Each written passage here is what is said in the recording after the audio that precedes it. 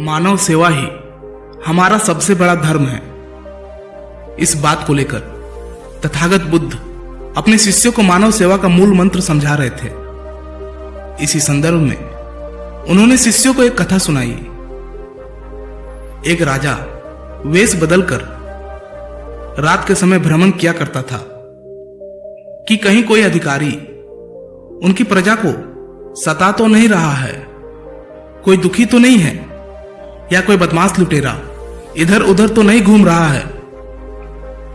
एक रात को भ्रमण करते हुए राजा नदी के किनारे पहुंचा और सोच ही रहा था कि कोई बदमाश पकड़ में आ सकता है।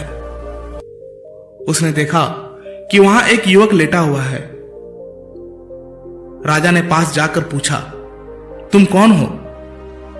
युवक पहले तो एक अजनबी को इतनी रात गए घोड़े पर देखकर सहम सा गया, फिर बोला, मैं लक्ष्मीबाई का दामाद हूं, अपनी घरवाली को लेने जा रहा हूं, पर मुझे इतनी जोर का बुखार चढ़ा है कि मैं एक कदम भी नहीं चल सकता हूं। सोचा रात को यहां आराम कर लूं तो सवेरे चलने के लायक हो जाऊंगा। राजा ने उसके माथे पर हाथ रखा तो वास्तव में वह बुखार से तड़प रहा था। राजा ने कहा, जाड़े के दिन है, यहां बियाबान में अकेले रहना ठीक नहीं होगा, चलो मैं तुम्हें पहुंचा देता हूं। राजा वेश बदले हुए थे, इसलिए युवक पहचान नहीं पाया। उसे उठाकर बैठाते हुए राजा बोला, तुम बीमार हो, घोड़े पर बैठ जाओ, मैं घोड़े की लगाम पकड़कर साथ साथ चलता हूं।